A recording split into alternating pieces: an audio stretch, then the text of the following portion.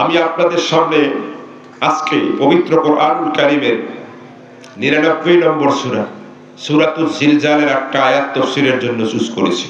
সূরাটার নাম হলো সূরাতুজ জিলজাল, কোরআনুল কারীমের 99 নম্বর সূরা।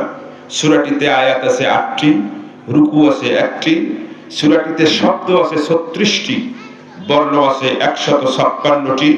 মাশহুর উলামায়ে কেরামের মতে এই সূরাটা নাজিল হয়েছে মদিনায়। চিৎকার করে বলুন আল্লাহু আকবার। কেমনে নাজিল হলো? আল্লাহর নবী মক্কা থেকে মদিনায় হিজরতের 2 বছর পর। বলেন কয় বছর? আবার কথা কি আপনারা বুঝতে চান? তাহলে একটু সুন্দরগঞ্জের মানুষের চরিত্র হলো এরা তাফসীর বোঝে এবং রেসপন্সিবিলিটি তাদের বেশি। আমি আপনাদেরকে সময় দিতে পারবো না। আমি কিছু বললে শার্দুলের মতো, সিংহ শার্দুলের মতো জবাব দিবে। আমার আপনার কলিজার টুকরা নবী মক্কা থেকে মদিনায় হিজরতের 2 বছর পর। বলেন কয় বছর? 2 বছর পর মদিনার গিরিপথ দিয়ে হাঁটতেছেন। গিরিপথ কারে বলে? 2 পাহাড়ের মাঝখানের চিকন রাস্তা, সরু রাস্তা, আটো রাস্তা। রংপুরি ভাষায় কথা বলতেছি, বুঝতে অসুবিধা হয়? এই আটো রাস্তা দিয়ে রাসূল একা একা হাঁটতেছেন। সাডেনলি হঠাৎ করে ইহুদি এবং নাসারা, বলেন তো ইহুদি আর নাসারা মুসলমানের বন্ধু না শত্রু? জাত শত্রু। ইহুদি নাসারাদের 10 থেকে 12 জন তাগড়া যুবক এরকম পরস্পরে হাত ধরে মানব ব্যারিকেড তৈরি করে দিল। রাসূলুল্লাহর পথকে আগলিয়ে ধরল। আমার মদিনাওয়ালা নবী সাহসের মূর্তি এতটুকু ভয় পান নাই। নবী করিম সাল্লাল্লাহু আলাইহি ওয়াসাল্লাম সাহস সঞ্চার করে বললেন, লিমা সাদাতুম ইয়া মা'শারাশ শাবাব মিনাল ইয়াহুদ ওয়ান নাসারা। এই ইহুদি নাসারার যুবকেরা, কেন তোমরা আমার পথকে আগলিয়ে ধরেছো? আমাকে যেতে দাও। আবু বকর, ওমর, ওসমান, আলী রিদওয়ানুল্লাহি আলাইহিম আজমাইন আমার জন্য অপেক্ষমান, জরুরি মিটিং আছে। ওই যুবকের যে লিডার ছিল যুবকদের, সে রাসূলুল্লাহর একেবারে কাছে আসছে, মুখোমুখি বলছে যে আব্দুল্লাহ পোলা মুহাম্মদ, বলেন সাল্লাল্লাহু আলাইহি ওয়াসাল্লাম, আমরা তোমাকে হত্যা করবার জন্য, তোমার অনিষ্ট সাধনের জন্য, তোমাকে মেরে ফেলবার জন্য, তোমাকে ক্ষতি করবার জন্য তোমার পথ আগলাইনি। বলে তাহলে কেন আগলিয়েছো? যে আমাদের এই যুবকদের মনে বিশাল এক জটিল প্রশ্ন আছে। এই প্রশ্নের জবাব সাধারণ কোনো পাবলিক দিতে পারবে না একজন নবী ছাড়া। তুমি যেহেতু নিজেকে নবী দাবি করো এবং শ্রেষ্ঠ নবীর দাবিদার তুমি যদি সত্যিকারে আল্লাহর নবী হয়ে থাকো, তাহলে আল্লাহর কাছে গোপন যোগাযোগ করে প্রশ্নের জবাব দিয়ে দাও। জবাব যদি যুক্তিযুক্ত হয়, অ্যাপ্রোপ্রিয়েট হয়, অ্যাকুরেট হয়, তাহলে আমরা এই যুবকেরা তোমার হাতে হাত রেখে তোমাকে শ্রেষ্ঠ নবী মেনে তাওহীদের কালেমা পড়ে আমরা এখনই মুসলমান হয়ে যাব। বলেন সুবহানাল্লাহ। মদিনাওয়ালা নবী ছিলেন সাহিবুল হিকমা, অত্যন্ত প্রজ্ঞাবান, অত্যন্ত প্রখর মেধার অধিকারী, ব্যক্তিত্ব সম্পন্ন একজন মহামানব। তিনি চিন্তা করলেন, একটা প্রশ্নের জবাব দিলেই যদি এতগুলো যুবক মুসলমান হয়, তাহলে তো এই প্রশ্নটার জবাব দেবার প্রচেষ্টা করাই উচিত। আমার মদিনাওয়ালা নবী বললেন, মা সুআলুকুম, এই যুবক বলো তোমাদের প্রশ্নটা কি, আমি জবাব দিব। ওই যুবকের লিডার কয়, আমাদের প্রশ্ন হলো, তুমি যে বলো এই দুনিয়া নাকি ধ্বংস হইয়া কিয়ামত হবে। আমাদের প্রশ্ন হলো, এই দুনিয়ার মাটি কেমনে ধ্বংস হবে? এই দুনিয়ার গাছপালা, বৃক্ষলতা, পাহাড় পর্বত কেমনে ধ্বংস হবে? এই দুনিয়ার চন্দ্র সূর্য তারকারাজি, ব্ল্যাক হোল, গ্যালাক্সি, এই সুবিশাল বৃহত্তর এই সৃষ্টিগুলো কেমনে ধ্বংস হবে? ইম্পসিবল, লা মুহাদাতা, অসম্ভব। এটা তো সম্ভব নয়। তারপরেও তোমার দাবি অনুযায়ী এগুলো যদি ধ্বংস হয়ে কিয়ামত হয়, আমাদের প্রশ্ন হলো, মাতা তাকুমুস সাআ ওয়া কাইফা, কখন কিভাবে কিয়ামত হবে? তুমি যদি সত্যিকারের নবী হয়ে থাকো, আল্লাহর কাছে গোপন যোগাযোগ করে প্রশ্নের জবাব দিয়ে দাও। জবাব যদি যুক্তিযুক্ত হয়, আমরা এখনই তোমাকে শ্রেষ্ঠ নবী মেনে তোমার হাতে হাত রেখে তাওহীদের কালেমা পড়ে মুসলমান হয়ে যাব। বুঝে থাকলে বলুন তো, প্রশ্নটা সহজ ছিল না কঠিন ছিল? কঠিন ছিল। রাসূলের এই প্রশ্নের জবাব জানা ছিল না। রাসূলের প্রশ্নের জবাব জানা না থাকলে রাসূল পাক সাল্লাল্লাহু আলাইহি ওয়াসাল্লাম চক্ষু বন্ধ করে দিতেন, আন্দাজের উপরে প্রশ্ন জবাব দিতেন না। রাসূল চক্ষু বন্ধ করে দিলে, আপনি আমি চক্ষু বন্ধ করলে শুধু আধার দেখি, কিন্তু আপনার আমার নবী পয়গম্বরে আলমের চোখের পাওয়ার এত মারাত্মক ছিল, উনি চক্ষু বন্ধ করার সাথে সাথে আল্লাহ পাকের আরশে আযীমের কোণায় তার যোগাযোগ হয়ে যেত। সুবহানাল্লাহ। আল্লাহর নবী চক্ষু বন্ধ করে দিয়েছেন, আরশে আজিমে যোগাযোগ হয়েছে। আল্লাহ জিবরাইলকে ডাক দিয়ে কয়, দেরি করিস না, তাড়াতাড়ি আমার নবীকে বেকায়দার প্রশ্ন করেছে, এমন আমার নবী জবাব দিতে পারছে না। আমি আল্লাহ রাব্বুল আলামিন এই দুনিয়া কখন কিভাবে ধ্বংস করব, এই দুনিয়া সৃষ্টির 50,000 বছর আগে আমি লাউহে মাহফুজের কলম দিয়া কোরআন যখন লিপিবদ্ধ করেছিলাম, ওই কোরআনুল কারীমের সূরাতুল জিলজালের 8টা আয়াতের মধ্যে এই প্রশ্নটার জবাব আমি সুন্দর করে রেখে দিয়েছি। তাড়াতাড়ি আমার নবীর উপরে সূরা জিলজালের 8টা আয়াত এই মুহূর্তে তুমি মেসেজ আকারে নাজিল করে দাও। সুবহানাল্লাহ বলে আয়াত নাজিল হলো। আমি খুব 80 মাইল স্পিডে কথা বলতেছি, খুব বোঝার চেষ্টা করবে। আমার নবী পয়গম্বরে আলম চক্ষু বন্ধ করেই আছেন। আল্লাহ রাব্বুল আলামিন জিবরাইলের মাধ্যমে ডাক দিয়া বলে, হাবিব আপনি চক্ষু খোলেন। সুবহানাল্লাহ বলেন। মাথা উঠান, দায়িত্বহীন কণ্ঠে কোরআন দিয়ে ওদের প্রশ্নের জবাব দিয়ে দেন। আপনি বলুন, অবশ্যই এই দুনিয়ার সবকিছু ধ্বংস হয়ে একদিন কিয়ামত হবে। কখন? আমার আল্লাহ বলেন, আপনি বলেন, ইদা সুলসিলাতিল আরদু সিলসালাহা ওয়া আখরাজাতিল আরদু আতকালাহা ওয়া ক্বালাল ইনসানু মা লাহা। আয়াত নাযিল করে দিয়ে বলেন, হাবিব আপনি বলুন, অবশ্যই এই পৃথিবীতে কিয়ামত হবে। কখন? এই ইদা সুলসিলাতিল আরদু সিলসালাহা, এই জমিন একদিন প্রচন্ড আকারে কাঁপতে থাকবে, থামবে না যখন কিয়ামত হবে তখন। সুবহানাল্লাহ বলেন। ভাই এখনো মানুষের আমাদের এই পৃথিবীতে জমিন মাঝে মাঝে কাঁপে কি কাঁপে না? কাঁপতেই থাকে না থেমে যায়? যেদিন কিয়ামত হবে সেদিন জমিন কাঁপা শুরু হবে, আর থামবে যতক্ষণ জমিন ধ্বংস না হয়, দুনিয়া ধ্বংস না হয়, কিয়ামত যতক্ষণ না হয়। বলে হুজুর এটা কখন হবে? রাসূল এই আয়াতের ব্যাখ্যায় হাদিস বলছেন, আল্লাহ পাক একদিন ডাক দিয়া বলবেন, এই ইসরাফিল একটু ফু দাও সিংহায়। প্রথম ফুটা দেওয়ার সাথে সাথে জমিন কাঁপনি শুরু হবে। ভূমিকম্প যখন হয়, বলেন তো ভাই, ভূমিকম্প হওয়ার পরে যখন থেমে যায়, এই যে ব্রেকিং নিউজ আসে কি বলে, ওই সুন্দরগঞ্জের ধর্মপুরে ভূমিকম্প অনুভূত হয়েছে, রিক্টার স্কেলে তার তাপমাত্রা ছিল এটা। ভূমিকম্প হলে তার মাত্রা কত সেটা বলা হয়। আল্লাহ পাক কোরআনুল কারীমের ভিতরে কিয়ামত হওয়ার সময় যে ভূমিকম্পটা হবে তার স্কেলটা কি রকম হবে, রিক্টার স্কেলের মাত্রাটা কি হবে, আল্লাহ পাক পরের আয়াতের মধ্যে বলেন, ওয়া আখরাজাতিল আরদু আতকালাহা, বলে জমিন এত মারাত্মকভাবে কাঁপবে, প্রচন্ড কাঁপুনি আর ঝাঁকুনির কারণে মাটির প্রথম স্তরটা সপ্তম স্তরে চলে যাবে, সপ্তম স্তরটা প্রথম স্তরে আসবে। মাটির ভিতরের সোনা দানা মণি মুক্তা হীরা জহরত কাঞ্চন মূল্যবান যত পদার্থ আছে, প্রচন্ড কাঁপুনি আর ঝাঁকুনির কারণে এটা মাটির ভিতরে থাকতে পারবে না, সব মূল্যবান পদার্থ মাটির উপরে ভেসে আসবে। চিৎকার করে বললাম আল্লাহু আকবার। ওই সময় পৃথিবীতে যারা থাকবে জীবিত, ওরা ঘর থেকে বের হবে, কাঁপুনির কারণে ঘর থেকে বের হবে, বের হইয়া দেখবে সোনা দানা মণি মুক্তা হীরা জহরত কাঞ্চন পড়ে আছে। ওরা কি বলবে? আল্লাহ বলেন, ওয়া ক্বালাল ইনসানু মা লাহা, সোনা দানাগুলো দেখবে কাফের মুশরিকেরা, বারাক ওবামা, ট্রাম্প, হ্যানসেন, সুশী, নরেন্দ্র মোদী, মুরগি শাহরিয়ার, কবির মোশাররফ, এরকম করে জাফর ইকবাল, এরা এই সোনা দানাগুলো দেখে বলবে, রে মাটি তোর কি হলো, তুই কাঁপিস কেন, আমরা তো এগুলো ঘরে উঠাইতে পারতেছি না। বলবেন যে হুজুর আমরাও তো আরবি জানি। ওয়া মানে এবং কলা মানে বলবে, আল ইনসান মানে মানুষেরা বলবে। আপনি মানুষের জায়গায় বললেন বারাক ওবামা, ট্রাম্প, হ্যানসেন, সুশী, নরেন্দ্র মোদী, শাহরিয়ার, কবির, নাস্তিক, মুরতাদ, কেন এই তরজমা করলেন? এর কারণ হলো আল্লাহর নবীর হাদিস। আমার মদিনাওয়ালা নবী বলেন, লা তাকুমুস সাআ হাত্তা ইয়াকুলুর রাজুল হাত্তা ইয়াকুলার রাজুল ফিল আরদি আল্লাহ আল্লাহ। আমার মদিনাওয়ালা নবী বলেন, এই জমিনে কিয়ামত হবে না ততক্ষণ জমিনে একটা লোক আল্লাহ বললে ওয়ালা জীবিত থাকবে যতক্ষণ। তার মানে একটা লোক যখন কিয়ামত হবে, এই হাদিস দিয়া প্রমাণ হয়, যখন কিয়ামত হবে তখন একটা লোক ঈমানদারও থাকবে না, কাফের আর মুশরিক থাকা অবস্থায় এই দুনিয়ায় কিয়ামত হবে। কথা বলেন ঠিক না বেঠিক? এই হাদিস দিয়া কি বোঝা গেল? কিয়ামত হবে যখন, তখন একজনও ইমানদার থাকবে না, সবাই থাকবে কে? আরে কথা বল না কেন? কাফের মুশরিকরা।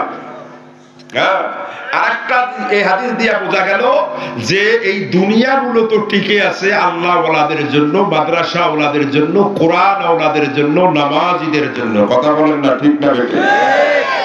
অথচ আমাদের দেশের মুসারু, সুদেরু, হুশিয়ারু, পেটারু, আরে কথা কয় না কেন?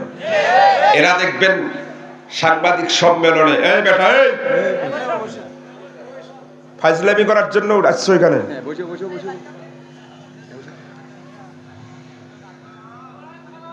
সুন্দরগঞ্জের অলিতে গলিতে এমন কোন জায়গা নেই যে আমি সাইফুল ইসলাম মাহফিল করিনি। আমাকে ডিস্টার্ব দিবেন না, ডিস্টার্ব দিবেন ও আখিরু দাওয়ানা আলহামদুলিল্লাহি রাব্বিল আলামিন। আমি বাধ্য নই আপনাদেরকে কোরআন শোনাতে।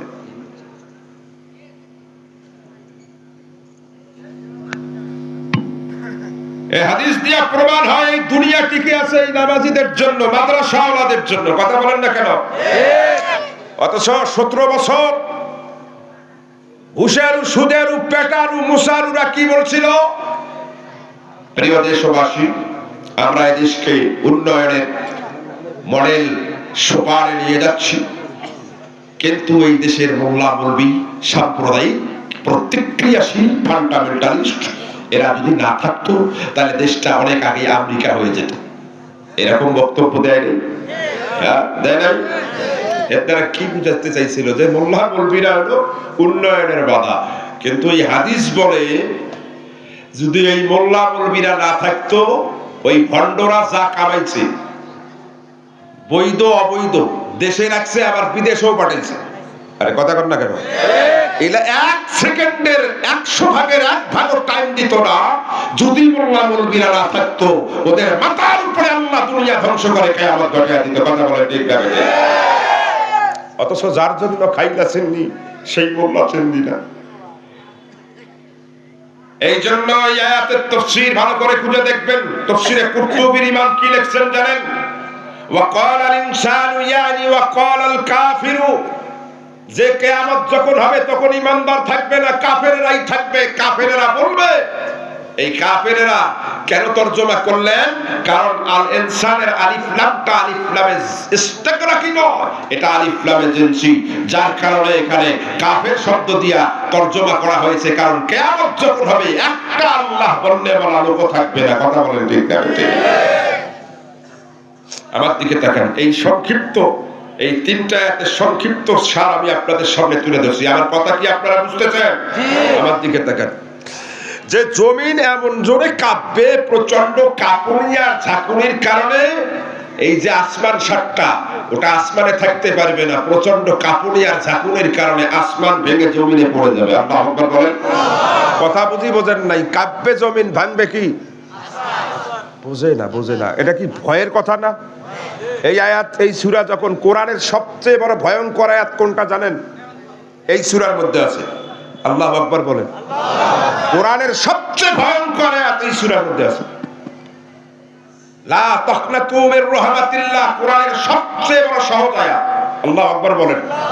আর কোরআনের সবচেয়ে ভয়ঙ্কর আয়াত এই সূরার মধ্যে আছে। এই জন্য মুফাসসিরিনে কেরামরা লেখেন, মাইক প্যাপু করে কে বাবা?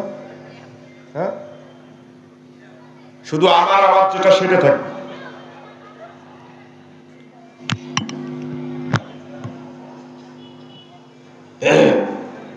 আচ্ছা, আপনারা কি আমার আওয়াজ বুঝতেছেন কি?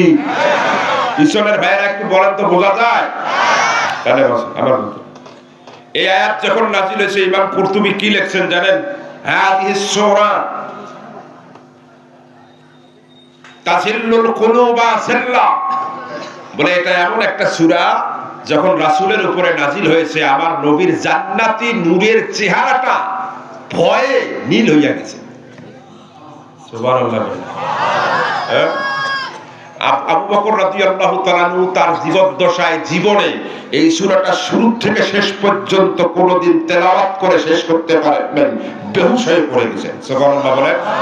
তাহলে কি আছে এই সূরার মধ্যে? কত ভয়ঙ্কর কথা! ভয়ঙ্কর কথা তাফসীরে বুঝবেন, আরবি তো বোঝেন না, এখন তাফসীর করলে বুঝবেন।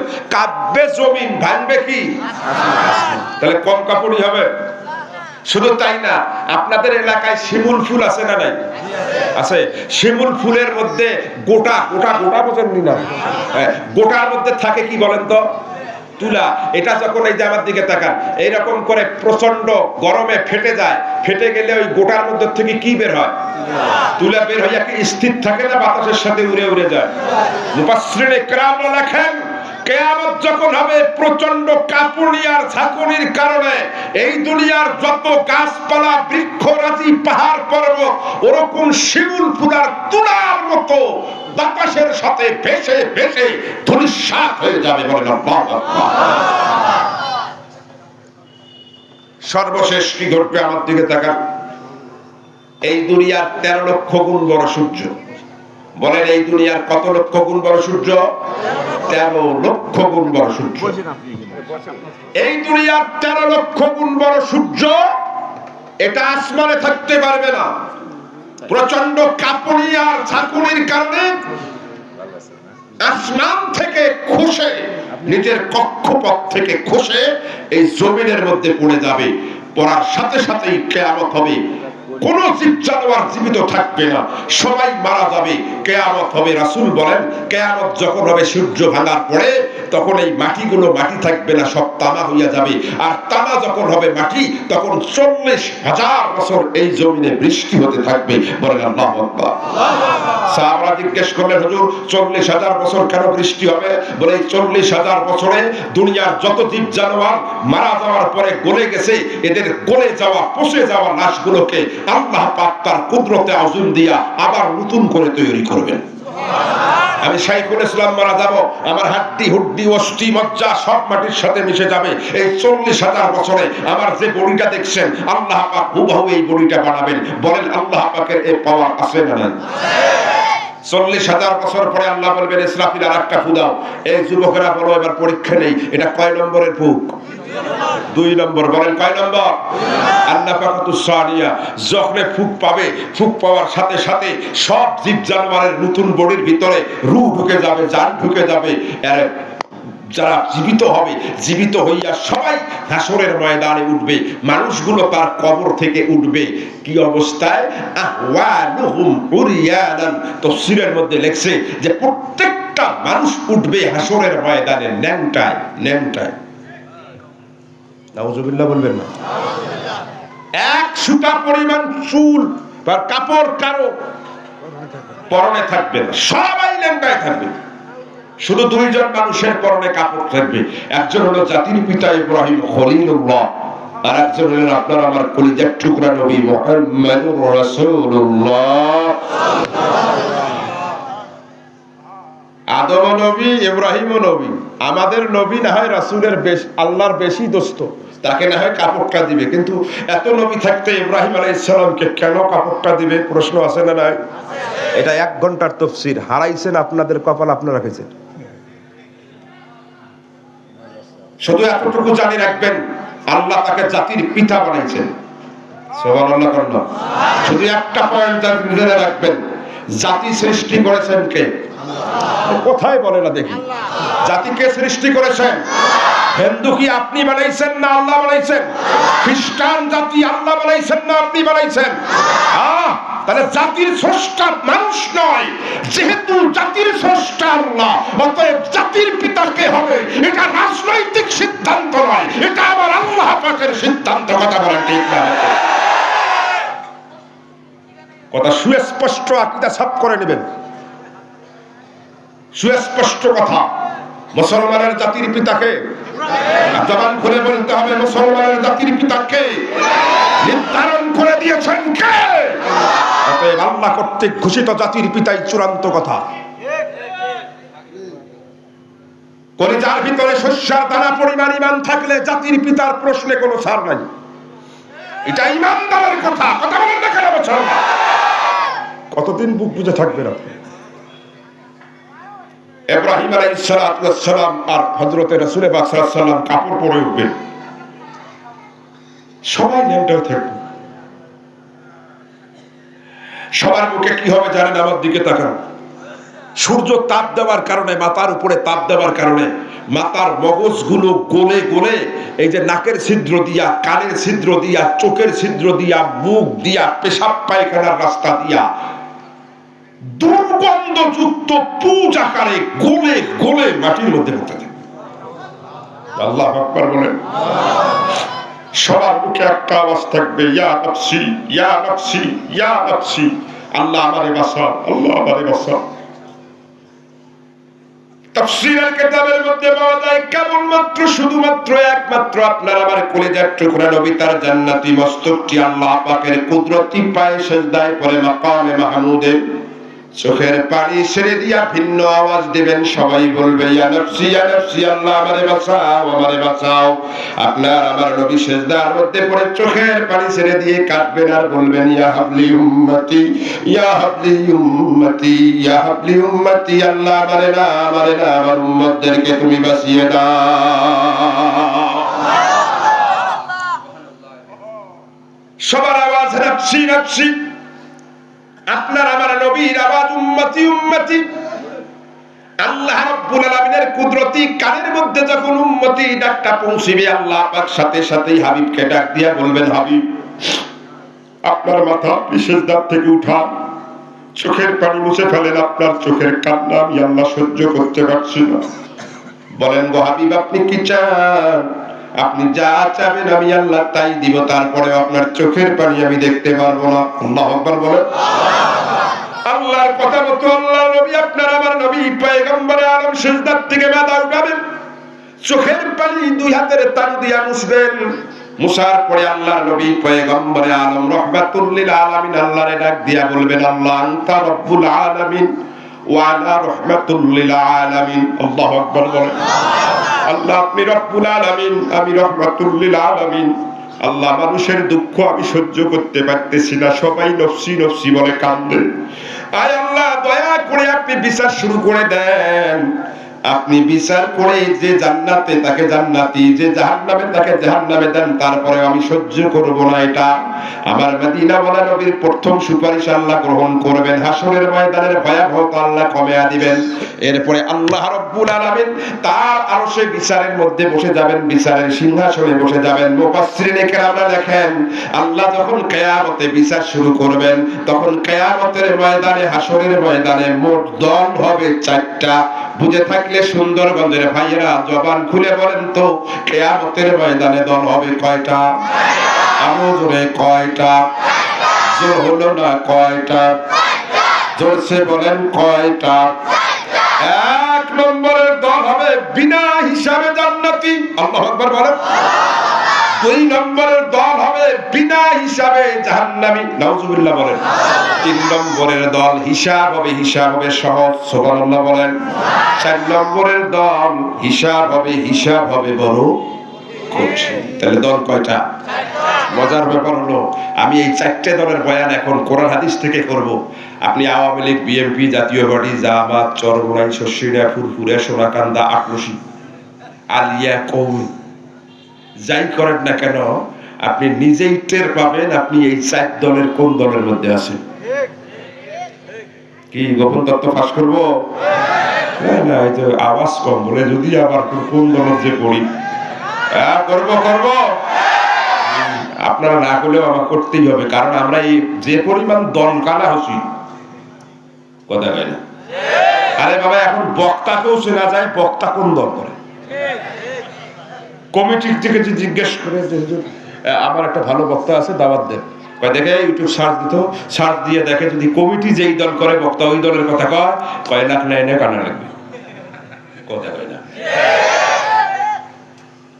আর বক্তা এসে ওই কমিটি যে দল করে ওগুলা সবগুলোকে জান্নাতের ভিতরে ঢুকিয়ে দেয়,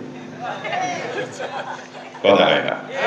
আর বাকিগুলোকে জাহান্নামের ভিতরে ঢুকাইয়া দিয়া 1 লাখ টাকা নিয়ে বাপ রে শাসা করে ঢাকা চলে যায়। আর সুন্দরগঞ্জ এই নদী পার হইলে আমার বাড়ি, চাকরি করি রংপুরে। আমার ডিপার্টমেন্টের সবচেয়ে বেশি ছাত্র সুন্দরগঞ্জ, ছাত্রী সবচেয়ে সুন্দরগঞ্জ। আপনারা জানেন মরহুম মকফুর শহীদ আব্দুল হাদিস রহমতুল্লাহ আলাইহি, তিনি সম্পর্কে আমার নানা, ওনার সাথে সম্পর্কটা আমার ছিল খুব গভীর। আমার দিকে তাকান। আমি কোন দলের দালালি করতে আসিনি। আমি কোরআন হাদিস থেকে কথা বলবো, আপনি যে দলে করেন টের পাবেন যে 4 দলের কোন দলে আছে। বলবো সবাই শুনতে চান তো? কারা কারা চান একটু হাত তুলে আল্লাহরে দেখান। লিল্লাহে তাকবীর, লিল্লাহে তাকবীর। আপনার সময় আছে 26 মিনিট। বলেন কয় মিনিট? 26 মিনিটে শেষ করতে হবে। আমার দিকে দেন। মুসলমান ভাইরা আমার, বলেন তো দল কয়টা? কয়টা? 1 নম্বরের দল বিনা হিসাবে। এই জান্নাতি কারা বিনা হিসাবে? মুফাসসিরিনে কেরামরা লেখেন কিয়ামতের ময়দানে বাইনোকুলার দিয়া যাদের আমলনামায় কোনো গুনাহ খুঁজে পাওয়া যাবে না, শুধু নেকি আর নেকি, এরা হবে বিনা হিসাবে জান্নাতি। সুবহানাল্লাহ। আরো আসতে কোন সুবহানাল্লাহ। কি আমলনামায় কি নাই? খালি আছে কি নেকি? যেতে আপনার আমার কি গুনাহ আছে না নাই? হ্যাঁ, তাহলে এই দলে কি যাইতে পারলাম? এরা বলে হুজুর এরা কারা গো? এরা হলো নবী আর রাসূল। সুবহানাল্লাহ বলেন। নবী রাসূলদের কোনো গুনাহ নাই। কুল্লু নবিয়্যিন মাসুম, প্রত্যেক নবী নিষ্পাপ। এই তাফসীরের আলোকে নবী রাসূলেরা হবে বিনা হিসাবে। নবী রাসূলের সংখ্যা কত? 1,24,000 মতান্তরে আমরা বেশিটাই ধরলাম, তাহলে 2,24,000 মানুষ বিনা হিসাবে জান্নাত। আপনি আমি কি তালিকায় আছি নাকি? মন খারাপ হয় নাই? হয়েছে, মাশাআল্লাহ, ভালো কথা কইছেন দাদা। আমার দাদা ঠিক কথা কইছেন। মন খারাপ হওয়ার এই কথা, কারণ খাও পাইলে নাকি বাঙালি আলকাতরাও খায়। আজকে বাংলাদেশে দেখেন নাই কি পরিমাণ বান্দরের বান্দর। কিছু লোককে বলছে ভাই 1 লাখ কোটি টাকা ঋণ দেওয়া হবে, সুদ মুক্ত, আইসেন একটু শাহবাগে আসি একটু স্লোগান মারেন। বাঙালি মনে করছে 1 লাখ টাকা চলে এসছি, আসি দেখে যে টাকাইছে সে নাই। বাংলাদেশের তেলেসমাতি খেলা চলতেছে। আরে কথা বল না কেন? জ্বালা জ্বালা হয়েছে, জ্বালা ওনারা কি করে, কি হলো গো? থাকবো 42 সাল, ঘটলো কি? জ্বালা জ্বালা। আরে কথা বল না কেন মুসলমান? হাসি উড়িদান না, হাসি উড়িদান না। 5 তারিখ এই শেষ বিপ্লব নয়। এই বিপ্লবকে স্থায়ী করতে গেলে প্রত্যেকটা ঘরে ঘরে মুজাহিদের দুর্গ করে তুলতে হবে। কথা বলেন ঠিক না? এলাই ছেড়ে দিবেন না, এলাই ছেড়ে দিবেন।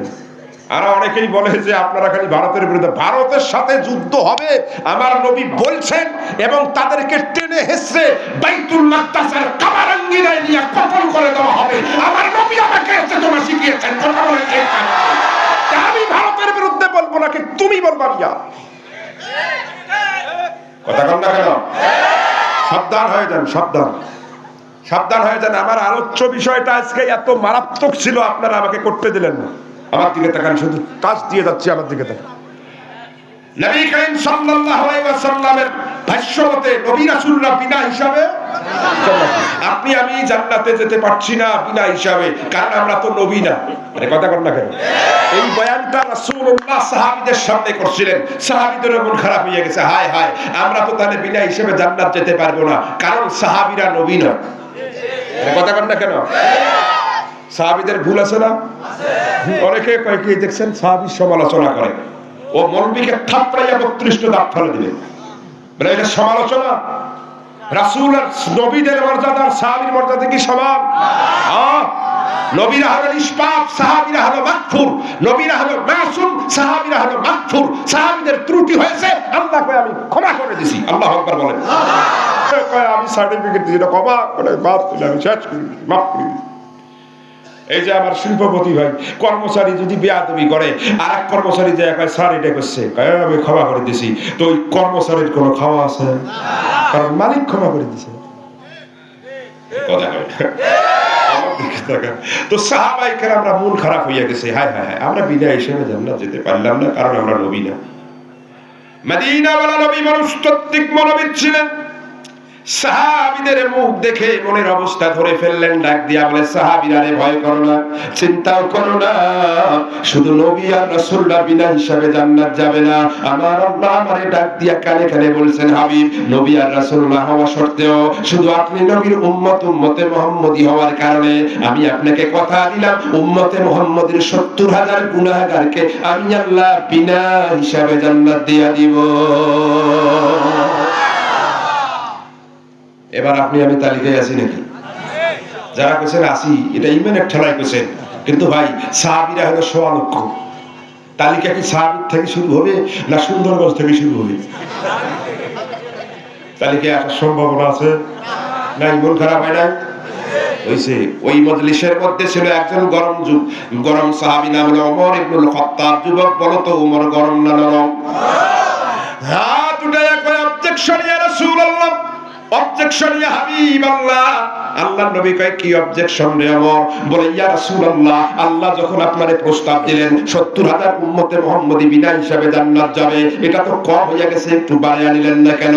আমার মদিনাওয়ালা নবী জান্নাতি মুস্কি হাসি ডাক দিয়ে কয় রে ওমর, আমার মনের কথাটা ধরতে পেরেছো? আসলে আল্লাহ যখন আমার এই প্রস্তাব দিয়েছিলেন, আমি আল্লাহরে বলছি আল্লাহ এটা তো কম হইয়া যায়, বাড়ায়া দেন। আল্লাহ কুদরতি হাসি দিয়া বলে রাসূল, আমি ইচ্ছা করে কম করে বলেছি যাতে আপনি সুপারিশ করে বাড়িয়ে দেওয়ার কথা বলেন।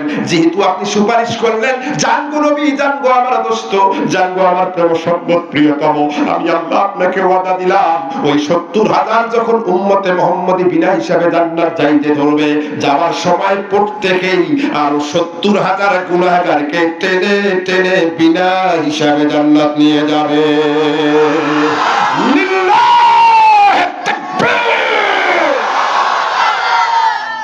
আমরা কি পাওয়ারের আমরা জানি না। আমরা কই যদি আমেরিকা যাবার পাইলাম হয়, যদি খ্রিস্টান হইলাম হয় গো, ভালো হইল হয়। তুই পাওয়ারেই বুঝিস না আমার নবীর উম্মতের। আরে কথা বল না কেন? উম্মতে মুহাম্মদী 70,000 প্রথমে যাবে বিনা হিসাবে, যাওয়ার সময় একজনে নিয়ে যাবে কত হাজার?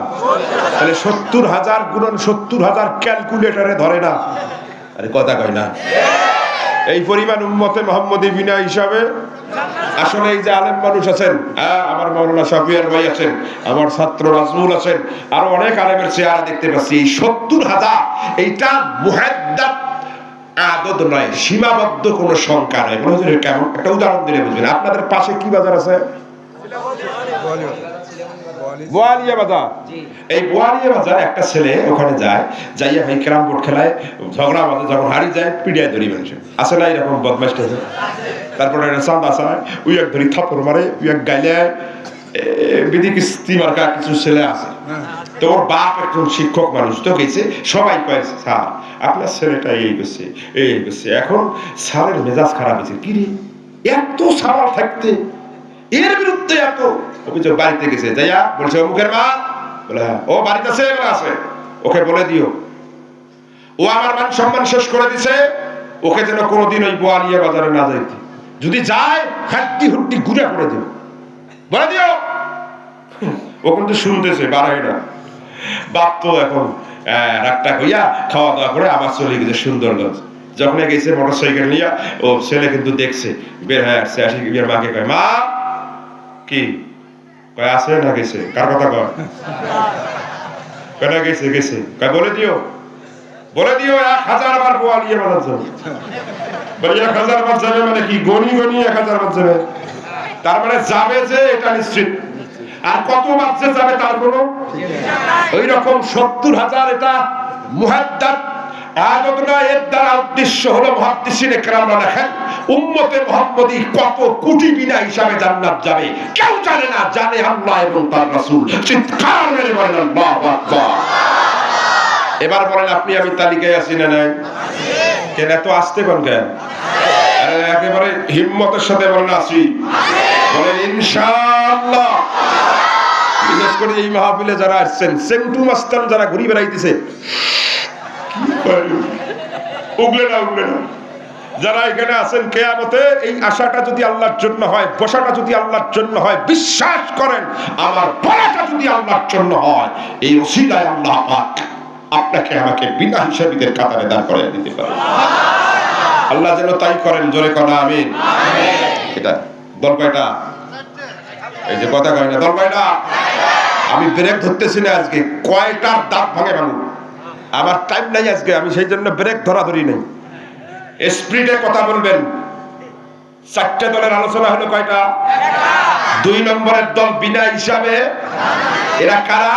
কিয়ামতের ময়দানে বাইনো কুনার দিয়া যাদের আমলনামায় কোনো নেকি খুঁজে পাওয়া যাবে না, শুধু গুনাহ আর গুনাহ। যাও 2-4টে ভালো কাজ করছে সেটাও গুনাহ হইয়া গেছে, এরা হবে বিনা হিসাবে জাহান্নামী। নাউজুবিল্লাহ। এরা কারা? মুফাসসিরিনে কেরামরা লেখেন এরা হলো তারা যারা জন্মেছে মুসলমানের ঘরে কিন্তু সারা জীবন কর্মসূচি দিয়েছে মুসলমানের বিপক্ষে। এরকম নাস্তিক মুরতাদ আমাদের বাংলাদেশে নাই।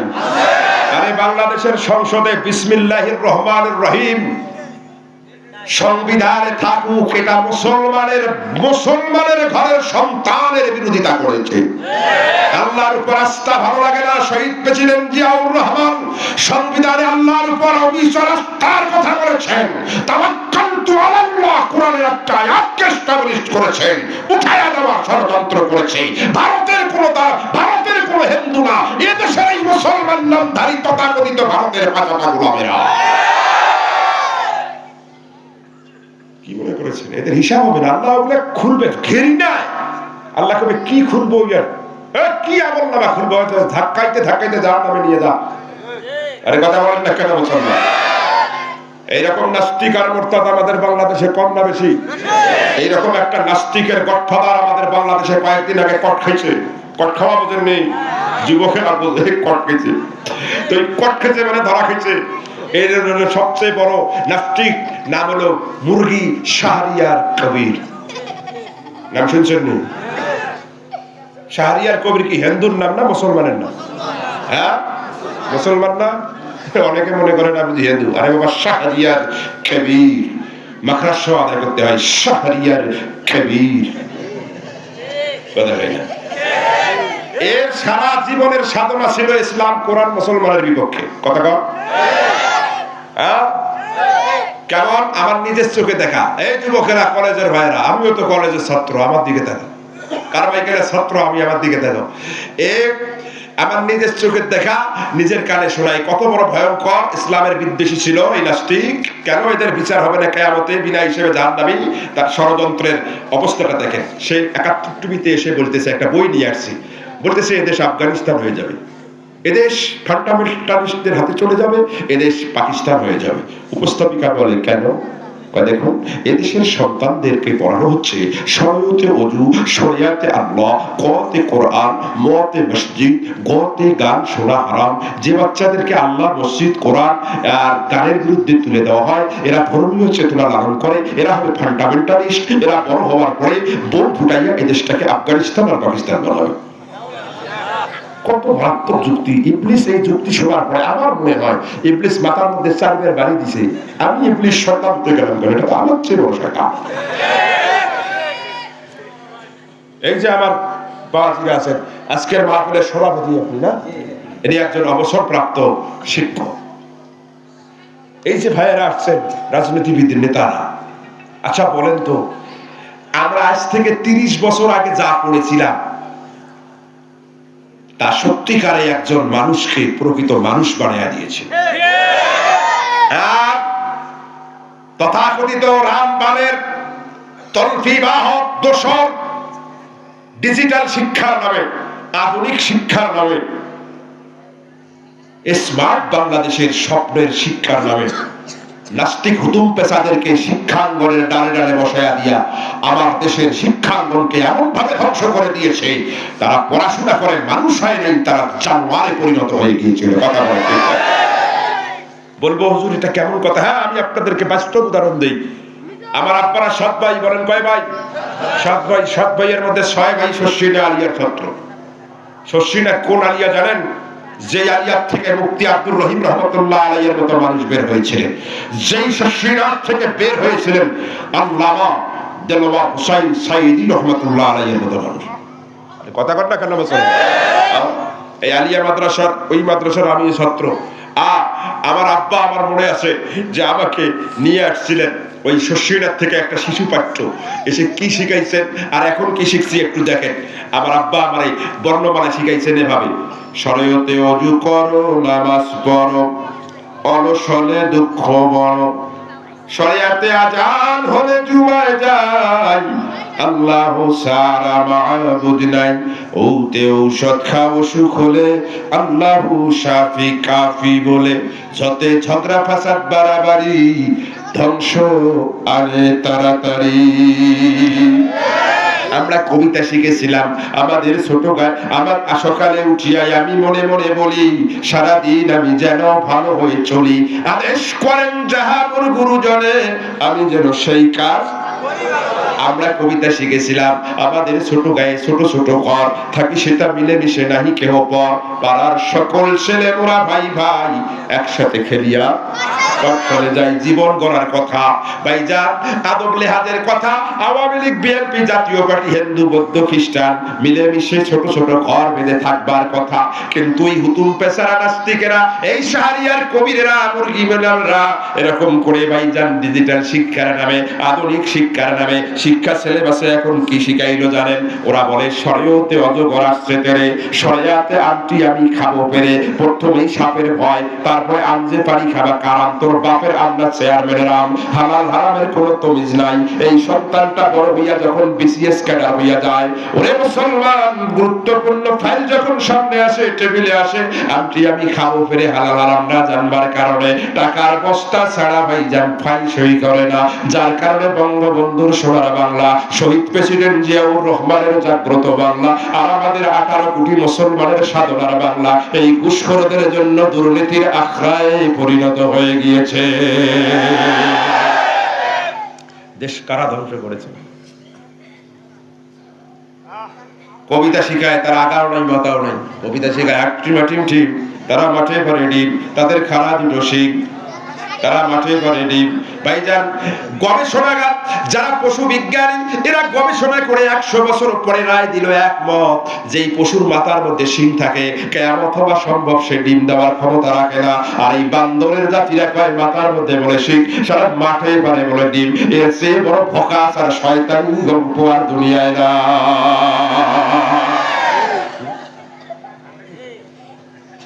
এটা কি মলবির কথা খালি হাসি দিয়ে উড়ি দিবেন একজন? তাহলে কি বানাই পেতেছি? আবার কবিতা শিখায় আগাও নাই মাথায় নাই, ট্রিঙ্কেল ট্রিঙ্কেল মাকড়সা আদায় করে, ট্রিঙ্কেল ট্রিঙ্কেল। বজ্জাতের জাতি কোথাকার, আসেন কেন? আপনি আপনি আপনি মনে করেন আমি গর্বিত পিতা, আপনি ব্যর্থ পিতা। আর এরাই কয় মাদ্রাসায় জঙ্গি তৈরি হয়। আচ্ছা এই মাদ্রাসাটা এটা কি কওমি না আলিয়া? এটা কি মাদ্রাসা ভাই? হ্যাঁ হাফিজি আলিয়া দুইটায়। এটা খুব ভালো কাজ করছে, হ্যাঁ এটা খুব ভালো কাজ করছে। এরাই কথায় কথায় কয় মাদ্রাসায় জঙ্গি তৈরি হয়। আরে কথা কন না কেন? না 16 বছর 17 বছর এলে শোনেন নাই? হ্যাঁ সুন্দরগঞ্জের মানুষ না শুনলে আর দুনিয়ার কোনো মানুষই শোনেনি। আরে কথা কন না কেন? মাদ্রাসায় জঙ্গি তৈরি হয়। এত মাদ্রাসা কেন সুন্দরগঞ্জে? এত ব্যাঙের ছাতার মতো কওমি মাদ্রাসা, কারণ কি? কথা কন না কেন? মাদ্রাসায় জঙ্গি তৈরি হয় না, মাদ্রাসায় আল্লাহর ওলি পয়দা হয়। আমার এই গুনাহগারের চোখ দিয়ে সুন্দরগঞ্জের ভাইরা আমি একটা জান্নাতি দৃশ্য দেখেছি মাদ্রাসায়, বলবো আপনাদেরকে? বলতে হবে আমাকে। রাত 2:30টায় দাওরা হাদিসের ক্লাস শেষ হয়েছে। আমি কওমি মাদ্রাসার সর্বোচ্চ ডিগ্রি নিয়েছি, আলহামদুলিল্লাহ, শুকরান বলছি। রাত 2:30টায় মাদ্রাসার ক্লাস শেষ। কয়টা? যারা দাওরা পড়ছেন তারা জানেন দাওরা কাকে বলে, কত প্রকার এবং কি কি। এমন হয় শাইখুল হাদিস ইশার নামাজের পরে দর্শ শুরু করেছে, as-সালাতু খায়রুম মিনান নাওম বলেছে, হুজুরের দর্শ বন্ধ হয়েছে।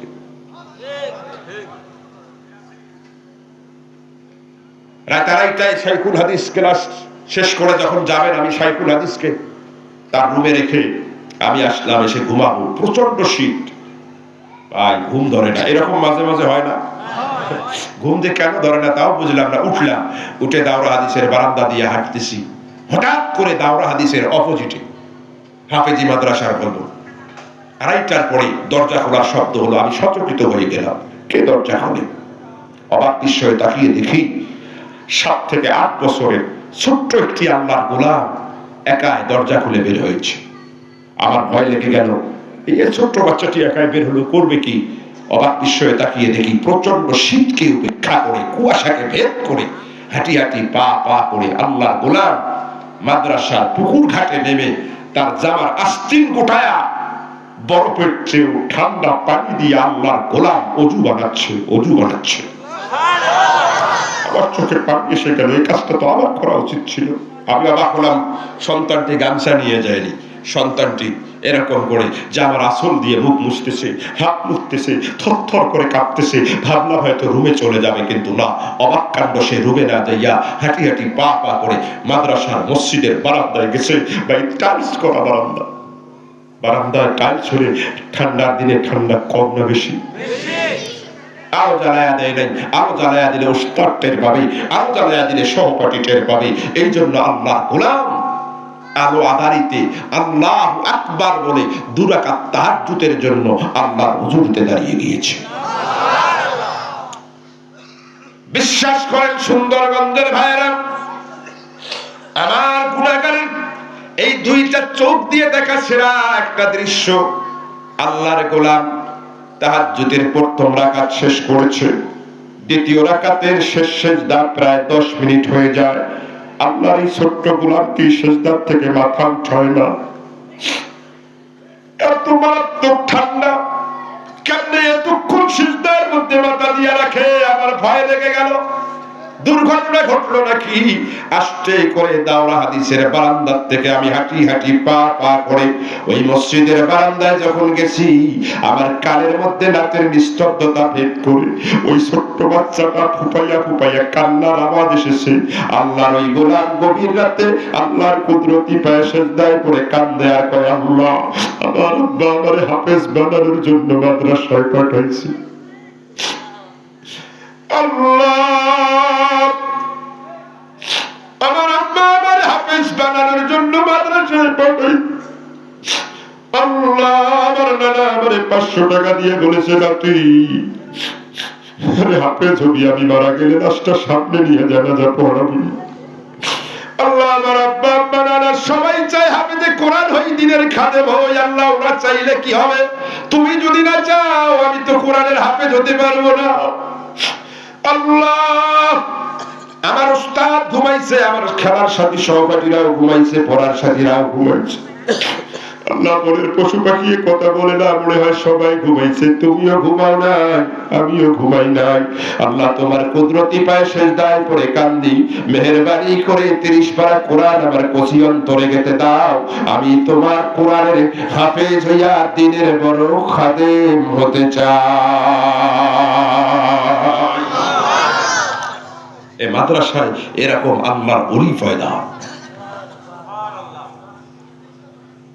অথচ এই নাস্তিকেরা 17 বছর ওই মাদ্রাসার বিরুদ্ধে গভীর ষড়যন্ত্র করেছে। মাদ্রাসার বার্ষিক মাহফিলের কালেকশন দিয়ে 6 মাস চলতো, মাদ্রাসার মাহফিল করতে অনুমতি দেওয়া হয়নি। আরে কথা বলেন না কেন? নাকি বাড়িয়া বলছি? অতএব এই নাস্তিকরা আর যেন আসতে না পারে। জাতীয়তাবাদী এবং ইসলামী শক্তিকে এই দেশের ক্ষমতায় নিয়ে আসতে হবে। রাজি আছেন? আরে কথা বলেন না কেন? রাজি আছেন? এই ভারতের 5টা গোলামদেরকে আর যেন ক্ষমতায় আসতে না পারে। সীসা খাওয়া প্রাচীরের মতো জিহাদের তামান্না নিয়ে কারা ময়দানে রাখতে প্রস্তুত। হাত তুলে আল্লাহরে দেখায়া দেন, লিল্লাহ তাকবীর। কোরআন সুন্নাহ যেখানে, উলামায়ে কেরাম যেখানে, জাতীয়তাবাদী ইসলামী শক্তি যেখানে, নাস্তিক মুরতাদেরা যেখানে, ভারতের দালালরা যেখানে, আপনারা বিড়ি খাইয়া ইমান বিক্রি করিয়েন না। সামনে কিন্তু মহাপরীক্ষা আসতেছে। আল্লাহ যেন এই দলের অন্তর্ভুক্ত আমাদেরকে না করেন। জোরে করা আমিন, আরো আস্তে করা আমিন। আস্তে করলে জোরে, জোরে করলে আস্তে। মাশাআল্লাহ। দল কয়টা? সময় আছে 12 মিনিট। কয় মিনিট?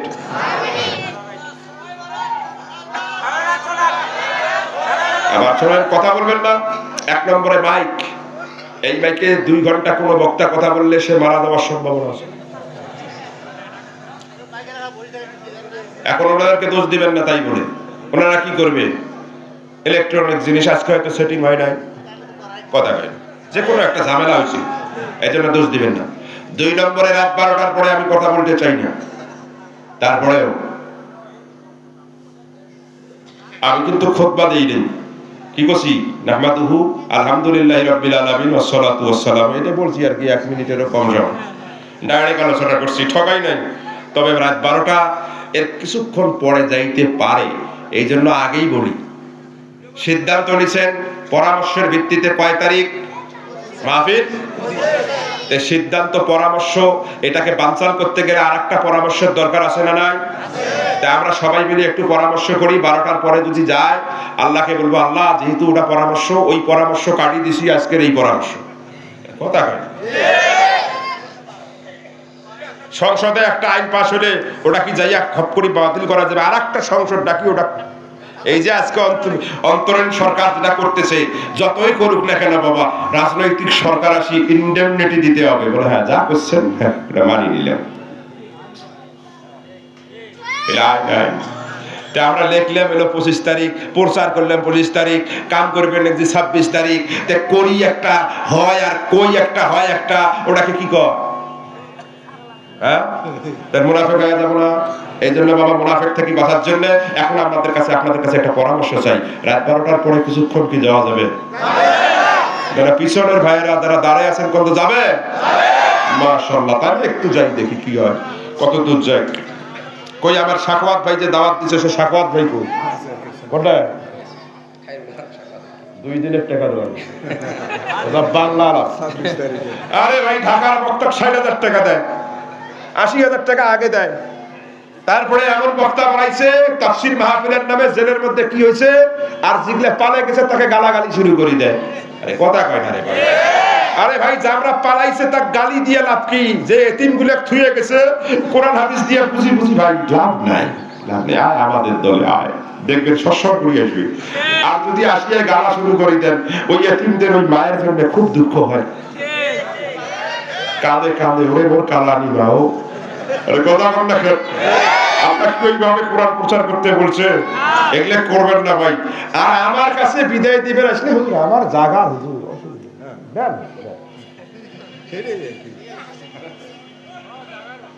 এটা কি আমি বানায় বলতেছি? আমার দিকে তাকান ভাই।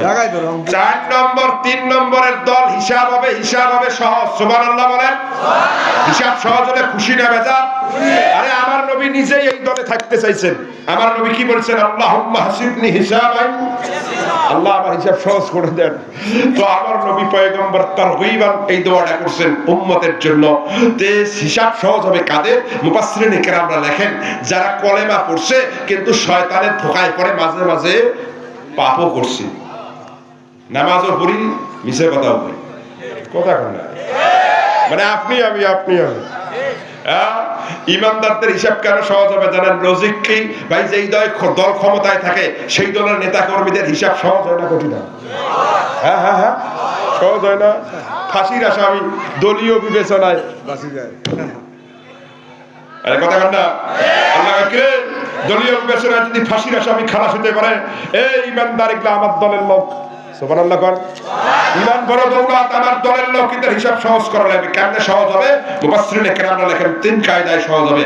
1 নম্বরে নেকি আর বদি ওজন করা হবে, নেকির পাল্লা ভারী হবে, গুনার পাল্লা হালকা হবে। ফেরেশতা কয় আল্লাহ জান্নাত দিয়ে দেই, আল্লাহ কয় জান্নাত দিবি ভালো কথা, গুনাহ যে কিছু আছে আর ফেরেশতা কয় আল্লাহ কি করা যায়? কয় তোর নূরের পাখা আছে না? বলে আছে, নূরের পাখা দিয়া আমার বান্দার গুনাহ ঢেকে রাখো। সুবহানাল্লাহ কোন এই থেকে ঢাকবে। আল্লাহ কিছুক্ষণ করবে, ডাকছো কেন? আল্লাহ আপনি তো ঢাকতে বলছেন। উঠাও, আর দরকার নাই। যখনই উঠাবে ওই ব্যক্তি আর হাসরের ময়দানের সবাই অবাক বিস্ময়ে তাকিয়ে দেখবে বান্দার গুনাহ নাই, আল্লাহ কুদরতে আযীম দিয়ে নেকিতে পরিণত করে দিয়েছে। হিসাব সহজ হলো না কঠিন হলো? বলে ওদের দলিল কি? কোরআনের দলিল আছে, ইন্নাল হাসানাতি ইউযহিবনাস সাইয়্যাত। আল্লাহু আকবার বলেন। রাসূলের হাদিস আছে, মান সাতারা আবদান সাতারাল্লাহু লাহু ইয়াওমাল কিয়ামা। আল্লাহর নবী বলেন যে দুনিয়ায় কোন মুমিনের দোষ ঢেকে রাখবে, আল্লাহ কিয়ামতে তার হাজার কোটি দোষ ফেরেশতাদের নূরের টাকা দিয়ে ঢেকে রেখে হিসাব সহজ করে জান্নাত দিয়ে দিবে। এখন বলেন আমরা কি দোষ ঢাকি রাখি না মাইকিং করি? আমরা যারা কি ওয়াজ শুনতেছে মাহফিলের প্যান্ডেল আছে না? আম্মা জানেরা শোনেন, কারণ আমরা পুরুষ মানুষেরা এমন বন্ধুত্ব আছে, যদি বন্ধু কয় দোস্ত এটা কাউকে কইস না, বন্ধু মারা যাবে তারপরে বন্ধুর গোপন কথা কাউকে। কিন্তু বেটি সব মানুষ স্বামী খালি করছে যে শোনো অঙ্কের মা 1 কোটি টাকা পাচ্ছি একটা বস্তা, রাখলাম, আগামীকাল দোয়া করো ইসলামী ব্যাংকে রাখি আসবো। এই কথা বলার পরে ভাই বউ এপাশে একবার গড্ডে, এপাশে একবার আসসালাতু খায়রুম মিনান নাওম বলছে, ছাই মুখে দিয়া পাশে যায় কয় ও কুলসুমের মা শুনছি বলে কি অমুকের বাপ 1 কোটি টাকার বস্তা পাইছে, আল্লাহ দোহাই লাগে কাউকে বলতে বাধা হচ্ছে। মানে গোপন আছে না প্রকাশ হয়েছে? আম্মা জানেরা কেউ করবেন না, কারণ আম্মা জানেরা সবচেয়ে বেশি গীবত করে। আরে আমার নবীর বউ তিনিও কথা রাখতে পারে নাই। সূরা তাহরিম খুলে দেখেন, আলেম মানুষ যারা তারা বুঝে ফেলছে যে কি ঘটনা। আমার নবী আয়েশাকে কইছে যে এটা আল্লাহর দোহাই লাগে এটা কাউকে কইও না, হ্যাঁ এটা তোমার ছেলে। আমার আয়েশা খালি রাসূল বাড়ি যায় আর যাওয়া আর দেখো বলি কথা হয় না। নবীর বউ যদি কথা, তাহলে আমাদের বউ কি পাবে? কিন্তু বাবা সতর্ক করা যায় আম্মা জানেরা, একটু একটু একটু গীবত কম করবেন, মানুষের দোষ ত্রুটি ঢাকি রাখবেন, তাহলে কিয়ামতে আল্লাহ আপনাদের দোষ ঢুকে রেখে হিসাব সহজ করে জান্নাত দিয়ে দিবে। এটা গেল এক পদ্ধতি। 2 নম্বরের পদ্ধতি, নেকি আর বদি ওজন করা হবে। নেকি আর বদি ওজন করার সময় নেকিও যত গুনাহ তত, দাড়িপাল্লা হবে সমান সমান। সুবহানাল্লাহ কন্না ফেরেশতা কয় আল্লাহ জান্নাত জাহান্নামের মাঝে দেই। আল্লাহ কয় তুমি বিচারক না আমি বিচারক। সুবহানাল্লাহ বলেন না? না আপনি বিচারক, তুমি সিদ্ধান্ত নেওয়ার কে মিয়া? এটা ইমানদার আমার দলের লোক, হিসাব সহজ করা লাগবে। ফেরেশতা কয় আল্লাহ কেমনে? আল্লাহ কয় আচ্ছা আমার এই বান্দা ফরজ উযু করছে বলে করছে, ফরজ গোসল করছে বলে করছে, আমার এই বান্দা কি ওই যে তায়াম্মুম করছে বলে করছে, আমার এই বান্দা কি ওই যে ইস্তিনজা ইস্তিবরা করার জন্য ঢিলাগুলো করছে। কয় শোনো ও সারা জীবনের উযুর পানি, ফরজ গোসলের পানি, তায়াম্মুমের মাটি এগুলো এক জায়গায় করে নেকির পাল্লায় দাও, নেকির পাল্লায় দেওয়া হবে, নেকির পাল্লা ভারী হবে, হিসাব সহজ হবে, জান্নাত চলে যাবে। এই যুবক কত ফরজ গোসল করা লাগবে কি লাগবে না? সাথে সাথে না 7 দিন পর? যদি যুবকদেরকে দাঁড় করিয়া বলি বল গোসলের ফরজ কয়টা, কয় কোনো ব্যাপার না, কয়টা? 3টা। কি কি? লুঙ্গি, গামছা, লাকসাবর। যুবক 1 মিনিটে কথা বলে দিই, সাদা চামড়া দেখে বিয়ে করবি না, দিনদারি দেখে বিয়ে করবি। সাদা চামড়া দেখে বিয়ে করবি, মুসিবত পড়ে যাবে। সেক্সুয়াল অ্যাটাচমেন্টের সময়, ফিজিক্যাল রিলেশনের সময়, মুজামাআতের সময়, ছোট ছোট বাচ্চা আছে, কঠিন ভাষায় বললাম, বীর্য যদি লঙ্গিতে পড়ে যায়, পড়তে পারে কি পারে না? এটা স্বাভাবিক স্বাভাবিক। এখন বউকে বলছেন বউ লঙ্গিটা ভালো করে কাছে দিও, এই বাচ্চাটাকে বসায়া দেন। ভাই কি হচ্ছে এই বাচ্চাটা বারবার ওঠে কেন?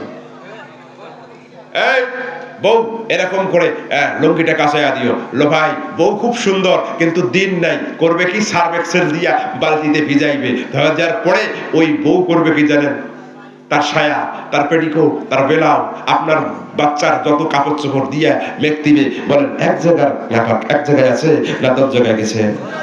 শরীয়ত না মানার কারণে, মাসলা না মানার কারণে যত বড় পাওয়ার হুইল দিয়া ধরুন না কেন, ফকফকা করেন না কেন, আপনি নাপাকই থাকবেন, মরণটাও হবে নাপাক। কেমনে বুঝাই আপনাদেরকে? আগে বউ দেখার সময় যায় জিজ্ঞেস করতো দোয়া কুনুত জানেন? বলে জানি। বেতারের নামাজ কয় রাকাত? আরে কথা কর না কেন? এখন ওগুলো নাই। এখন আগে বউ কি আচ্ছা আচ্ছা তোমার নাম কি? My name is Fancy. ও আচ্ছা মাশাআল্লাহ খুব সুন্দর নাম, ভেরি ফ্যান্টাস্টিক না? আচ্ছা আচ্ছা আচ্ছা তুমি কি পাসওয়ার্ড জানো? কম্পিউটার বলে জানি, এক্সেল বলে জানি। আচ্ছা তোমার ফেসবুক আইডি আছে? কয় ভোরের শিশির। মাশাআল্লাহ ওই 14 গোষ্ঠী ফজরে ওঠে না, ফেসবুকের নাম দিয়েছে ভোরের শিশির। বাটপাড়ি করার জায়গা পায় না। আরে কথা কর না কেন মুসলমান? মুসলমান আমি সেদিকে যাব না, লম্বা কথা নয়। এবার 3 নম্বরে এরকম করে নেকি আর বদি ওজন করা হবে। একবার নেকির পাল্লা ভারী হয়, একবার গুনার পাল্লা ভারী হয়। ফেরেশতাকে আল্লাহ কি করবো? কয় খবরদার আমার দলের লোক। সুবহানাল্লাহ বলেন। সানাউল্লাহ পানিপতি রহমাতুল্লাহ আলাইহি লেখেন হঠাৎ করে আল্লাহ রাব্বুল আলামিন তার আরশে আজিমের খুঁটির নিচ থেকে কালো কালো মেঘগুলো উড়াইয়া নিয়া বান্দার নেকির পাল্লায় দিবেন। আর ফেরেশতা আর এরকম করে বারাক ওবামা, ট্রাম্প, আনসাং সুচি যারা নাস্তিক আছে কবে আল্লাহ এটা কোন ধরনের বিচার? বান্দার নেকি কম গুনাহ ভারী, কিন্তু তুমি মেঘ দিয়া নেকি ভারী করো, এটা তো ন্যায় বিচার না। আল্লাহ পাক বলবেন শোনো, তোমাদের প্রশ্নের জবাব দিতে আমি বাধ্য নই, তবে কেন আমি চেষ্টা করেছি জানো? বলে কেন? বলে আমার বান্দা ছিল এরকম একজন শিল্পপতি, রাস্তা দিয়ে যায় দেখে পাশে একটা মসজিদ তৈরি হয়, যেমন আমার ভাইজান সুন্দর ঘটনাটা বললেন, ওই রকম মসজিদ তৈরি হয়। আল্লাহর পর আমার গোলাম আস্তে করে নামছেন, নামার পরে এরকম মসজিদের দিকে তাকায়া দেখে এখনো 50-40 লাখ টাকা লাগে। আমার গোলাম আস্তে করে পকেটে হাত ঢুকাইয়া দিয়া 2 লক্ষ টাকার একটা বান্ডিল বের করে আস্তে করে মসজিদের দান বাক্সে দিয়ে আসমানের দিকে তাকিয়ে কয়, আল্লাহ এই মসজিদের সভাপতি, সেক্রেটারি, ক্যাশিয়ার কেউ জানে না, আল্লাহ তুমি জানো, আমি গোপনে গোপনে দান করছি। রাস্তা দিয়া যায় দেখে ইকরা মাদ্রাসা, ওদের ছোট ছোট বাচ্চারা খেলা করে, ডাক দিয়া কয়, হুজুর কয়জন বাচ্চা এখানে? বলে 60 জন। আস্তে করে 60,000 টাকা দিয়া কয়, হুজুর আল্লাহর দোহাই, আল্লাহ জানবে, আপনি জানবেন, আমি জানবো, আমার বান্দা ছিল যুবক, পালসার গাড়ি নিয়ে হাই এরকম গাই বান্দা, আর রংপুর হাইওয়ের মধ্যে 80 মাইল বেগে চলছে। হঠাৎ করে লক্ষ্য করে দেখে রাস্তার মাঝখানে কলার সাল পড়ে আছে, হাইড্রোলিক ব্রেক কষে আস্তে করে নামছে, নামার পরে কলার সালটা দূরে নিক্ষেপ করে কয়, আল্লাহ, আসমানের দিকে তাকিয়ে কয়, আল্লাহ আমি যুবক, যৌবনের চোখের পাওয়ার বেশি, কিন্তু আমার বুড়া দাদা যদি রাস্তা দিয়ে যাইতো, না দেখে কলার সাথে পা দিয়া পিছলে পরে কোমরটা ভেঙে যেত। মাতাতুল আজানিত তরিক, এই যে গোপনে গোপনে এই আমার বান্দা ভালো কাজ করেছে, আমি গোপনে গোপনে আমলগুলো আমার আরশে আজিমের খুঁটির মধ্যে রেখে রেখেছিলাম। বান্দা যখন বিপদে পড়েছে, আমি আল্লাহর উপরে কোটি কোটি গুণ বেশি মর্যাদা দিয়া ওজনদার করে আমি আল্লাহ নেকির পাল্লায় দিয়া নেকির পাল্লা ভারী করে হিসাব সহজ করে তারে জান্নাত দিয়া দিলাম। তুমি পীর জান্নাত যাবে কে বলেছে? তুমি মাওলানা বক্তা জান্নাত যাবে কে বলেছে তোমাকে? লা তাদখুলুল জান্নাতা বিআমালিকুম, আমলের বড়াই দিয়ে কেউ জান্নাত যেতে পারবে না। আল্লাহ যারে ভালোবাসবেন কোন ওসিলা দিয়া তাকে maaf করে আল্লাহ জান্নাত দেবেন। আল্লাহ যেন এই দলের অন্তর্ভুক্ত আমাদেরকে করেন, জোরে কোন না আমিন। দল গেল কয়টা? হ্যাঁ, 3টা। আর একটা বাড়া দেয় তাহলে আমি শেষ করে দিই। কয়টা গেছে? 3টা। বাকি আছে কয়টা?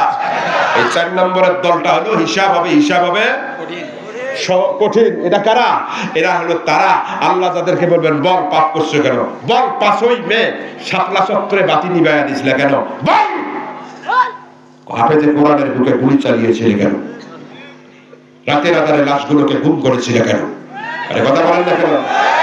বল ভোটের দিন সকালবেলা তো যাকে ভোট দিতে মন চায় স্লোগানই ছিল, আমার ভোট আমি দিব, যাকে খুশি তাকে দিব। তুই যাবি, যাইয়া সুন্দর করে একটা ব্যালট পেপার নিবি, নেয়ার পরে তোর যেটা মার্কা পছন্দ একটা দিবি, সুন্দর করে আসবি। কিন্তু তুই এমন হেডাম দেখাছিস, যাইয়া একবারে একটা ব্যালট পেপারের একেবারে সম্পূর্ণ বইটা নিয়া সিগারেট ধরাইছিস। আর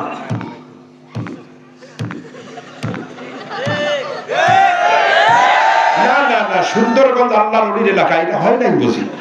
আরে কথা বলেন না কেন? হয়েছে কি হয় নাই? আরে কথা বলেন, ভোটের অধিকার কেড়ে নেওয়া হয়েছে কি হয় নাই? কেন এখন বলেন না কেন? বলতে ভয় লাগেনি? এগুলো ধরবেন না আল্লাহ? যারা অপরাধ করে তারা কি কোনোদিন অপরাধ স্বীকার করেনি? তা বেশি দিন যাওয়া লাগবে না, এই 5 তারিখের আগে বাংলাদেশের আমার ছোট ছোট সোনার কচি সন্তানেরা, বৈষম্য বিরোধী আন্দোলনের ছাত্ররা যখন মারা যাচ্ছে, পাখির মতো মারা হচ্ছে, তখন উনি এসে বলতেছেন সাংবাদিক সম্মেলনে যে আমি বুঝলাম না আমার অপরাধটা কি। কি কর? আমি বুঝলাম না আমার অপরাধটা কি। অথচ মানুষ করতেছে হাজার হাজার। অপরাধীরা কখনো নিজের অপরাধ দেখতে পায় না। কথা কয় না। আল্লাহ কয় এই অপরাধ করছিস কেন? বান্দা কয় আল্লাহ জীবনে আমি এগুলো করি নাই, আমি হুজুরক মারবো কেন? হুজুরের সাথে আমার এমন মিল ছিল, হুজুরক আমার বাপের ফতেয়া দাওয়াত দিছি, 2000 টাকা দিছি, আবার ফিরে 1000 দিছি, হুজুর যা খুশি। আমার বাপের মিলাদ অন্য মিলাদ খালি খায় আর আমার বিয়েতে ইয়া নবী। ওরে বাপ, কথা কর না কেন? হুজুরের মিল, আমার মহব্বত, হুজুরের সাথে হুজুরক মারবো কেন? আমি এগুলো জীবনে করি নাই। আল্লাহ কয় অপরাধ করছে কেন? বান্দায় কয় আরে কথা কর না কেন? সেই দিন আল্লাহ কি ঘটাইবেন? আল্লাহ কোরআনে চিত্র তুলে দিচ্ছেন, ইয়াউমাইযিন তুহাদ্দিসু আখবারাহা বিআন্না রাব্বাকা আওহা লাহা। মনে করছে হুজুর গেল কই, আরে মিয়া ওই সূরাতে আছে। এতক্ষণ তিনটা আয়াত বলছি। ইয়াউমাইজিন মানে সেই দিন। ইয়াউমাইজিন মানে কি? কোন দিন? আল্লাহ কয় পাপ করছো কেন, অপরাধী কয় করি সেই দিন আল্লাহ পাক তার গোপন ক্যামেরা, গোপন মানে কি? CC camera. সিসি ক্যামেরার পাওয়ার কম না বেশি? হ্যাঁ, সিসি ক্যামেরার পাওয়ার যে কত বড় মারাত্মক আমাদের হারুন আঙ্কেল টের বেশি। কথা বল না কেন? 3.5 ইঞ্চি গোটা পৃথিবীর সব মানুষ দেখছে। কি ওটা কি প্রকাশ্য ক্যামেরা রেকর্ড ছিল না গোপন ক্যামেরা? আল্লাহর গোপন ক্যামেরা নাই? হ্যাঁ, আলেম মানুষ আছেন, আমার দিকে তাকান। আও হা, এটা বাফে এফআল থেকে এসেছে। এফআলের খাসিয়াত হলো লাজিম হওয়া। আল্লাহু আকবার বলেন। বোঝেন না বোঝেন নাই, সোজা বাংলা কথায় যেই খবর অডিও হয়, ভিডিও হয়, তাকে ওহী বলা হয়, যাকে কখনোই মিথ্যা আরোপ করা যায় না। আল্লাহু আকবার বলেন। এই মাটি আছে না, মাটির ধুলি কণা আছে না, এটা একটা করে গোপন ক্যামেরা। সুবহানাল্লাহ। এই ভাই এই একটা আয়াত বুঝলে জীবনে পাপ করবেন না। একটা আয়াত শুনেন, আল্লাহ বলবেন এই মাটি, তোর গোপন ক্যামেরা যেগুলো আছে, যা রেকর্ড করছিস অডিও ভিডিও, এগুলো চালু করে দে। চালু করে যখন দেবে কি হবে, আমার দিকে তাকান। ভাই কি সমস্যা কি? শেষ করতেছি। সব যখন দেখাবে, ক্যামেরার মধ্যে ভেসে উঠবে কেমনে বাতি নিভাইছে, কেমনে গুলি করছে, কেমনে লাশগুলো গুম করছে, কেমনে এরকম করে একলাই যাইয়া 1200 সিল মেছে। কত? 1200। আবার ফির ভিডিও করে ফেসবুকে ছাড়ি দিছে। কথা হয় না? এগুলো সব দেখা যাবে। আল্লাহ বলবেন এই তুই যে বললি তুই এই অকাম কর নাই, তুই যে বললি তুই এই অকাম কর নাই। ভাই কি যেতে চান নাকি? আর কোনো মাহফিল আছে? না, আপনার বক্তব্য দিয়ে যেতে হবে। লোক আছে? আছে। ও, আমাদের তরুণ ইয়ান আছে। মাশাআল্লাহ। একেবারে শেষের দিকে আসছি, আপনারা কি কষ্ট পাইতেছেন? সব যখন দেখা যাবে, আল্লাহ বলবেন তুই যে বললি পাপ করো নাই, এখন তো তোকেই দেখা গেল টিভির পর্দায়। কয় আল্লাহ ভেজাল আছে। কি ভেজাল? কয় আমাকে যে দেখাইলেন না পর্দায়, এটা আমি না, এই জায়গা থেকে অন্য লোককে যেন হিংসে আমি করি, কল্লাটা কাটিয়ে লাগে দিছে, এটা সুপার এডিট করেছে। আরে কথা কন না, কি করছে? Super edit. ওই যে হারুন আঙ্কেলকে জিজ্ঞেস করছেন যে স্যার আপনার যে 3.5 ইঞ্চি দেখা গেল, না বিশ্বাস করবেন না, এটা গুজব, এটা সুপার এডিট করা হয়েছে, এটা এরকম করা যায়। সব অপরাধীর বক্তব্য এক কেনা দেখেন, আমরা এটা করিনি। তখন আল্লাহ কি করবেন? এই যে আমার দিকে দেখেন, আলিয়াউমা নাখতিমু আলা আফওয়াহিহিম, এই ঠোঁট বন্ধ করে দিবে। এবার পা সাক্ষী দিবে, হাত সাক্ষী দিবে, লজ্জাস্থান সাক্ষী দিবে, চোখ সাক্ষী দিবে, কান সাক্ষী দিবে, পা বলবে আল্লাহ এতটা হাফেজে কোরআনকে লাথি মারছি, হাত বলবে আল্লাহ এত রাউন্ড গুলি ছুঁড়েছি, লজ্জাস্থান বলবে আল্লাহ আমি মন্ত্রী ছিলাম, আমার বউটাও সুন্দরী ছিল, তারপরেও এরকম নায়িকাদেরকে ডাক দিছিলাম, এমপি হোস্টেলে নিয়ে গেছিলাম, কত রিসোর্টে নিয়ে গেছি, নিজের বউ বাদে কতজন নারীর যৌনাঙ্গে সে ঢুকেছে, কত মিনিট স্থায়ী ছিল, সারা জীবনে কতগুলো বীর্য অবৈধভাবে ফেলে দিয়েছে, সব তার লজ্জাস্থান সাক্ষী দিবে।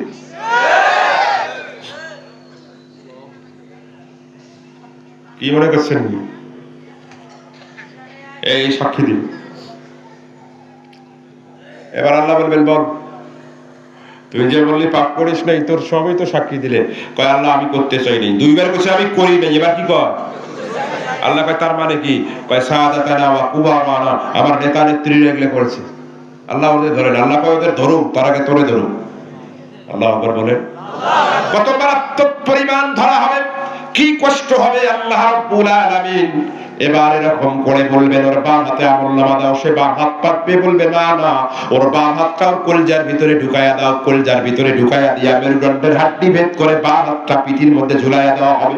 এরপরে আমলনামা দেওয়া হবে, দিয়ে বলা হবে ইকরা কিতাবাক কাফা বিনাফসিকা আল-ইয়াওমা আলাইকা হাসিবা, তোমার কিতাব তুমি পড়ো বান্দা, ঘুরবে পারবে না। থুতনিয়ার মাথাটা ধরে এমন মটকানি দিবে, পটপট করে গর্দানের সমস্ত রগগুলো ছিঁড়ে যাবে। এবার মাথাটা ঘুরে যখন বান্দা আমলনামার দিকে তাকাবে, কি দেখতে পারবে সেই দিন? আল্লাহ বলেন ইয়াউমাইযিন ইয়াসতুরুন নাসু আশতাতান লিয়ুরাউ আ'মালাহুম ফামান ইয়া'মাল মিথকালা যাররাতিন খায়রান ইয়ারা ওয়া মান ইয়া'মাল মিথকালা যাররাতিন শাররান ইয়ারা। আল্লাহু আকবার। কোরআনের সবচেয়ে কঠিন আয়াত। বান্দা আমলনামায় যারা পরিমাণ যা দেখছে ভালো সেটাও দেখবে, খারাপ সেটাও দেখবে। আল্লাহরে ডাক দিয়ে কবে, আল্লাহ আমাকে আরেকবার দুনিয়ায় পাঠিয়ে দেন। আল্লাহ কয় শুয়ে ছিদ্র দিয়া প্রবেশ যেমন অসম্ভব, আপনি তোমাকে দুনিয়ায় আবার পাঠিয়ে দেওয়া সম্ভব। আল্লাহ এবার ডাক দিয়া বলবেন ফাখুযু, এই ফেরেশতারা ধর ওয়া কুল্লু বলে শৃঙ্খলা বন্দী কর, সুম্মাল জাহিমা তল্লু বলে জাহান্নামে নিক্ষেপ কর। কেমনে ধরা হবে? ফায়ুখাযু বিন নাওয়াসি ওয়াল আকদাম, এই যে জাহান্নামের এই সামনের চুলগুলো ধরে উল্টা দিকে মুড়াইয়া ধনুকের মতো বাঁকা করে তাদেরকে জাহান্নামে নিক্ষেপ করা হবে। খালিদিনা ফিহা আবাদান আবাদা, সে জাহান্নামে চিরস্থায়ী জ্বলতেই থাকবে। আল্লাহ যেন এই দলের অন্তর্ভুক্ত আমাদেরকে না করেন। জোরে জোরে করেন আমিন। আলোচনা শেষ হয়েছে, কেউ উঠবেন না, বসে বসে বসে। তাফসীর বুঝলে তো এই কথাটা বুঝলেন না।